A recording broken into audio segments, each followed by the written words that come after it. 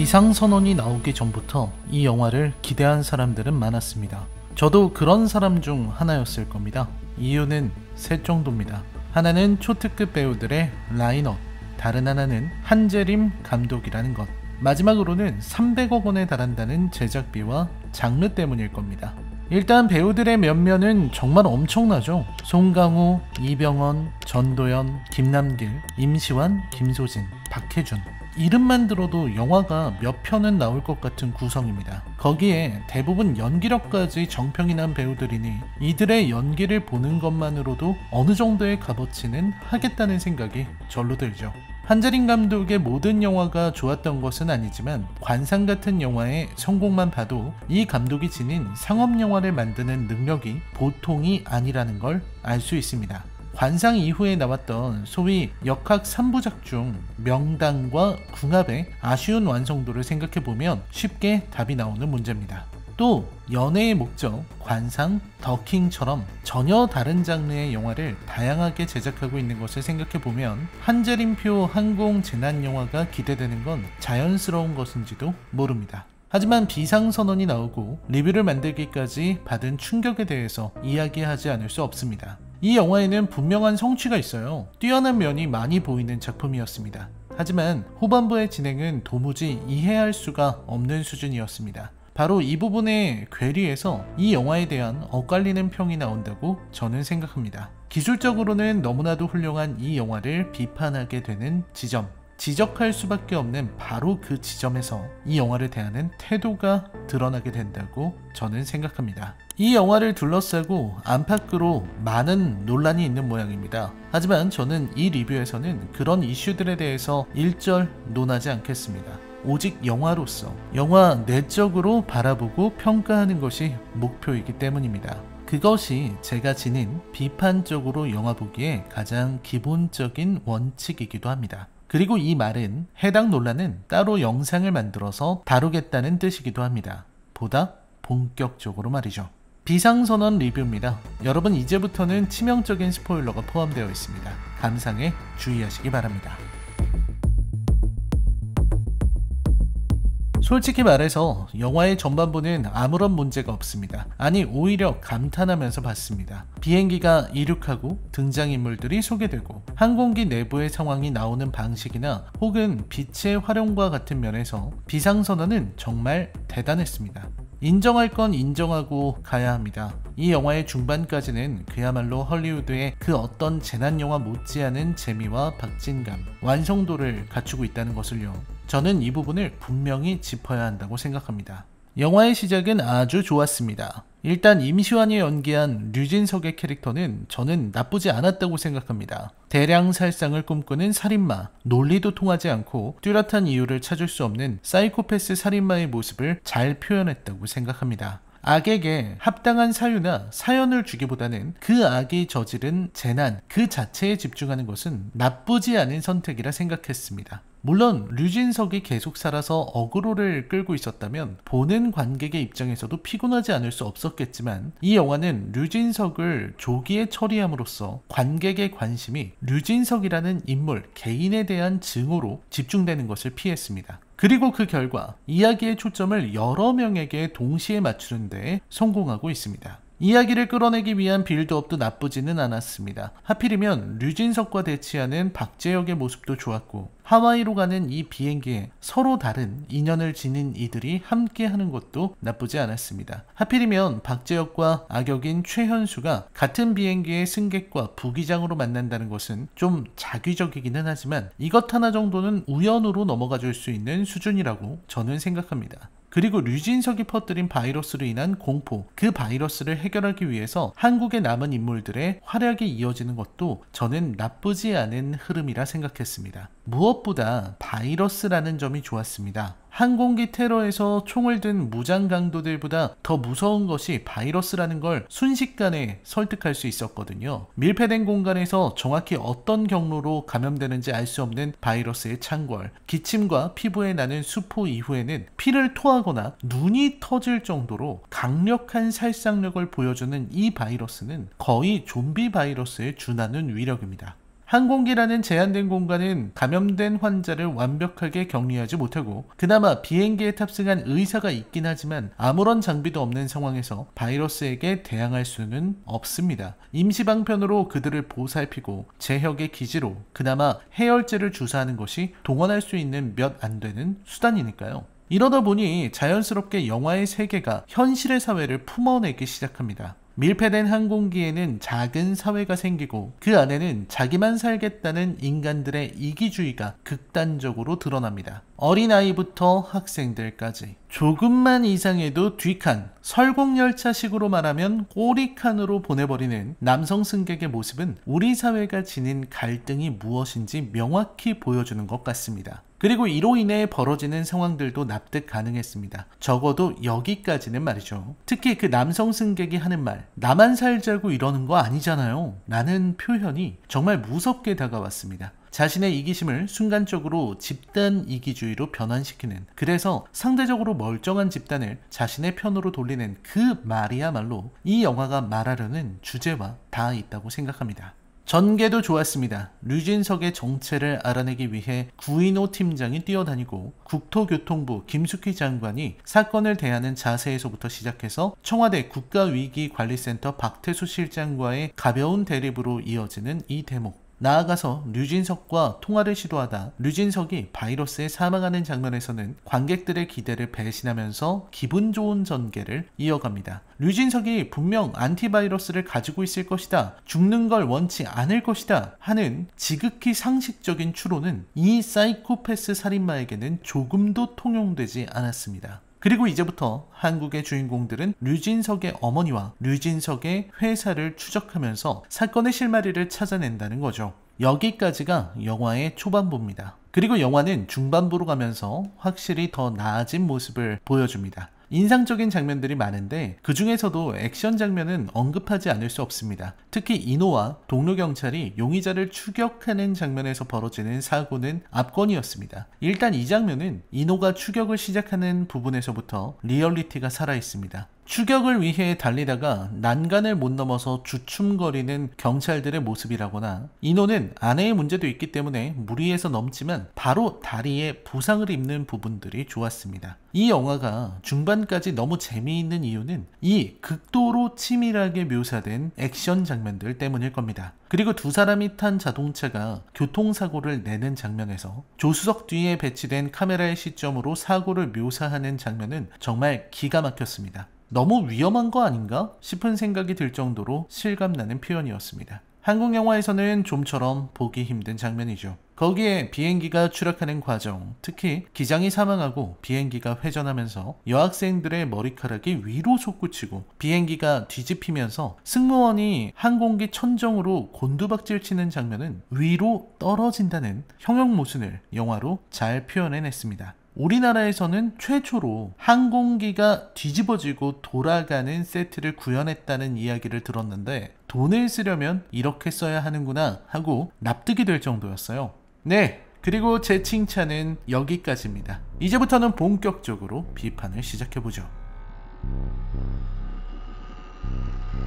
중반 이후의 진행도 그리 나쁘지는 않았습니다. 항공기의 문제가 알려지고 하와이에 가까스로 도착하게 되지만 미국으로부터 착륙을 거부당하고 일본으로 향하는 장면은 저는 나쁘지 않다고 생각합니다. 정확히 알려진 것도 없는 바이러스가 퍼진 항공기라면 미국의 입장에서는 자국의 안전을 생각해 거부할 수 있죠. 실제로 전임 대통령은 미국의 이익을 최우선으로 생각하는, 아니 그렇게 생각한다고 주장하는 사람이기도 했고요. 일본으로 향하는 장면까지는 저는 뭐 그러려니 했습니다. 항공기의 작동 원리를 잘 아는 사람들, 전문가들은 영화에서 묘사된 위기들이 다소 현실적이지 않으며 영화적인 과장이라 볼 수 있는 부분들도 너무 심하게 왜곡되었다고 지적하곤 합니다. 특히 항공기가 바다로 곤두박질 치는 장면이라든지 그런 부분들은 지나치게 현실을 무시했다는 의견도 있는 것 같더군요. 제가 보는 입장에서는 아찔하게 보이도록 연출했다는 생각에서 그쳤습니다. 현수가 자신의 죽음을 직감하고 재혁에게 부탁을 하는 장면이라든지 재혁이 지닌 트라우마의 정체나 현수와의 관계도 제법 잘 그려졌다고 생각합니다. 여러 장면들이 감탄을 자아내게 만들었습니다. 하와이에서 비행기를 돌릴 때 비행기 안으로 비치는 노을빛이 들어오는 장면들은 모두 대단하다는 생각을 하게 만들었습니다. 다만 일본에서부터 이 영화는 고개를 갸웃거리게 만듭니다. 우선은 비상선언 문제입니다. 현수는 지니고 있는 연료가 부족하기 때문에 서울까지 가는 건 무리라고 판단했습니다. 그렇기에 일단 일본 공항에 긴급 착륙해야겠다는 생각을 한 거죠. 보통 김포 하네다나 나리타 인천이 1시간 내외인 것을 생각해보면 비행거리로는 가깝고, 또 하와이에서의 항로를 생각해보면 김해공항 같은 군사와 민간을 아우르는 공항들이라든지 혹은 제주 또는 여러 공군 활주로를 이용할 수 있다는 걸 생각해보면 지금 이 비행기의 연료는 그야말로 당장 떨어지기 직전이라고 봐야 할 겁니다. 30분 정도의 거리를 이동하지도 못할 정도라는 거죠. 그리고 일본에서는 입국을 불허합니다. 하지만 여기에서 문제가 발생합니다. 비상선언을 한 상태인데도 이게 지켜지지 않는 겁니다. 비상선언이 확인되면 다른 어떤 항공기보다도 우선해서 착륙시키는 것인데 일본은 그걸 그냥 무시하는 거죠. 그래서 비상선언을 한 민간 항공기를 공격하기까지 합니다. 저는 여기에서 맥이 탁 풀리더군요. 그동안 계속 유지되었던 긴장감이 단번에 무너지는 심정이었습니다. 비상선언 상태인 항공기의 착륙 자체를 거부할 이유가 있나요? 일단 착륙은 시키고 연료가 부족해 비상 착륙한 상황이라면 인도적 차원에서 연료를 보충해주고 다시 한국으로 돌려보내면 됩니다. 당장 부기장의 생명이 위험하기는 하지만 재빠르게 필요한 연료만 제공하고 제역이 다시 이륙해서 30분 정도만 운항하면 대한민국인데 어려운 일도 아니죠. 일본의 대응은 현실적이지 않았습니다. 거기에 우리 항공기를 향해서 공군 자위대가 선제 공격을 한다는 점도 잘 이해가 되지 않습니다. 이 정도면 거의 전쟁을 선포하는 수준이지 않나요? 게다가 제가 영화를 제대로 못 본 건지도 모르겠는데 마지막에는 일본 전투기가 마치 우리 항공기에 부딪히려고 덤벼오는 것 같았습니다. 확 달려드는 그 모습이 마치 일본의 특기인 자살 돌격을 재현하는 것 같았습니다. 일제에 참혹한 전쟁 범죄들과 비교하자면 약한 편이기는 하나 반자이 돌격이라든지 카미카제 전술은 충격적이었죠. 문제는 이게 너무 노골적이라는 겁니다. 저는 그 장면이 너무 이상해서 그 장면을 위해 영화를 다시 볼 정도였습니다. 이게 일본 전투기가 최현수 부기장을 단념시키기 위해서 겁을 주는 신용을 한 건지 아니면 진짜 부딪혀서 파괴하려고 한 건지는 여전히 저는 확신하지 못하겠습니다. 하지만 그런 뉘앙스를 주는 것만으로도 의심의 눈초리를 보내기에는 충분합니다. 영화가 일본을 그리는 방식은 너무나 노골적이었어요. 유치할 정도였습니다. 지금까지 영화가 가져온 진지한 분위기를 망칠 정도로요. 그리고 이 뛰어난 영화는 이후로 완전히 무너져 내립니다. 미칠 것 같은 무리수의 연속입니다. 치료제의 성능을 점검하겠다고 자신의 몸을 희생해 마루타로 삼는 이노의 모습에서부터 한국에 도착하니까 한국에서도 착륙을 거부하는 시위가 발생하고 그 시위를 본 사람들이 일치단결해서 착륙을 포기하며 그저 눈물로 가족들에게 메시지를 보낸다는 충격의 심파 장면이 이어집니다. 저는 이 장면에서 놀라움을 금할 수 없었습니다. 저는 도저히 그 장면을 긍정할 수 없었거든요. 차근차근 생각해 봅시다. 일단 이노의 희생 장면은 솔직히 헛웃음이 나올 정도였습니다. 아내를 구하기 위한 명목이라고는 하지만 그리고 아무리 형사라지만 그 의료진들이 있는 병동에 난입해서 바이러스를 몸에 주사한다? 그래요. 이 상황 자체는 10번 양보해서 가능하다고 하더라도 그 이유가 문제입니다. 만약에 그 바이러스가 변형된다면요? 그 바이러스의 전파력이 현대 의학으로 막을 수 없을 정도라면요? 지금 이노의 희생은 숭고하거나 멋진 게 아니라 그냥 트롤링입니다. 지금 류진석이 퍼뜨린 바이러스는 오직 항공기에만 있는 상황입니다. 그렇다면 항공기만 잘 제어해도 바이러스를 통제할 수 있다는 뜻입니다. 하지만 이노의 행동은 어떻죠? 이노는 지금 무리한 행동으로 대한민국 영토 안에서 감염자를 발생시킨 겁니다. 그리고 이건 돌이킬 수 없는 사태로 이어질 수도 있어요. 이노의 행동은 경솔했고 이노처럼 행동해서 설령 치료제가 작용한다 하더라도 이노 하나의 사례만 가지고 치료는 가능하다는 결론으로 이어지지도 않을 겁니다. 이건 그냥 무리수 그 자체였습니다. 더 큰 무리수도 있습니다. 시위대 장면이죠. 저는 이 영화가 이기심에 대해서 그리고 집단 이기주의에 대해서 말하는 영화라고 생각하고 그렇게 확신합니다. 하지만 시위가 조직되는 과정이 너무 짧아요. 아무리 뉴스를 통해 정보가 도는 세상이라고 하더라도 고작 2-3시간 정도 전에 비행기에 바이러스가 퍼졌다는 정보를 받았을 텐데 순식간에 사람들이 시위를 하러 나온다는 것이 일단 말이 안 됩니다. 그리고 공항에서 그런 식의 시위를 한다는 것도 생각하기 어렵고 공항까지 오는 시간도 생각해보면 공항 주위에 그 많은 사람들이 순식간에 선동되어 되어서 나온다는 것도 이해가 안 됩니다. 그러니까 그냥 다 말이 안 된다는 거죠. 그리고 집단 이기주의를 대하는 감독의 방식도 선뜻 납득하기 어렵습니다. 집단적인 이기주의와 그로 인한 악의의 표출, 그리고 그러한 악인이 스스로를 합리화하는 방식을 저는 동의했습니다. 맞아요. 인간은 악합니다. 특히 이해가 부족하고 공감할 줄 모르는 이 인간은 아무것도 모르기 때문에 악을 쉽게 행할 수 있습니다. 그게 제가 이해하는 악이고 이 영화에 나오는 시위대 역시 악이죠. 하지만 그 집단 이기주의에 대해서 영화는 놀라운 방법을 제시합니다. 바로 비행기에 탄 승객들이 우리는 내리지 않겠다고 하는 겁니다. 그냥 죽겠다는 겁니다. 다른 사람들에게 민폐를 끼치느니 그냥 다 같이 동반 자살하겠다는 겁니다. 그리고 음악이 깔리면서 심파를 시도합니다. 정말 소름이 끼칠 정도입니다. 대체 왜 이런 장면이 나오는 걸까요? 대체 무엇을 위한 장면이었을까요? 놀랍게도 저는 그 장면에서 이 영화가 비판하고자 했던 일본의 모습을 보았습니다. 그 어떤 나라보다도 집단, 국가에 대한 국민의 태도가 전체주의에 가까웠던 나라가 바로 제국주의 시대의 일본이었죠. 국가를 위해서, 집단을 위해서는 작은 집단이나 개인은 희생해도 좋다는 식의 사고방식은 일본 제국주의의 그것에 가깝습니다. 사상 최악의 흉악했던 그 국가의 방식을 영화는 반복하고 있는 겁니다. 거기에 그 이상한 메시지를 전달하기 위해서 영화는 너무 많은 것을 포기했습니다. 잘 유지되던 분위기는 그 어설픈 심파 시도에 무너지고 이들이 착륙을 포기하는 장면을 그리기 위해서 이 영화는 지금껏 유지해온 영화적인 약속을 어겼습니다. 저는 이게 가장 큰 문제라고 생각합니다. 생각해봅시다. 분명히 연료가 없다고 했습니다. 연료가 없어서 한국까지 가는 게 확실하지 않아서 일본에 비상 착륙을 하려 했습니다. 근데 여기에서는 대한민국 수도 서울까지 왔는데도 연료가 남았네요. 한국에 바로 착륙한 것도 아니고 일본 나리타에서 왔으면 분명히 동쪽에서 왔을 텐데 서울이면 지금 한반도를 동서로 횡단할 때까지도 연료가 남았다는 거잖아요. 거기에 착륙 실패하고도 한국 상공을 날아다니네요. 아니, 연료가 대체 얼마나 많았던 거죠? 이건 부기장 현수가 잘못 본 건가요? 제역은 왜 동의했죠? 그리고 바이러스가 갑자기 별안간 얌전해집니다. 물론 해열제도 주사하고 의사의 헌신도 있었지만 초반에는 시시각각 죽어가던 비행기가 그놈의 심파를 연출할 때는 아무도 안 죽습니다. 참 신기하네요. 위기를 연출해야 할 때는 눈알이 터지면서 죽던 사람들이 심파를 할 타이밍이 오니까 눈물을 잘도 흘리면서 아무도 안 죽습니다. 야, 대단하네요. 한국 영화 정말 엄청납니다. 우리 심파 최고입니다. 심파 최고, 파이팅! 힘내라 우리 심파!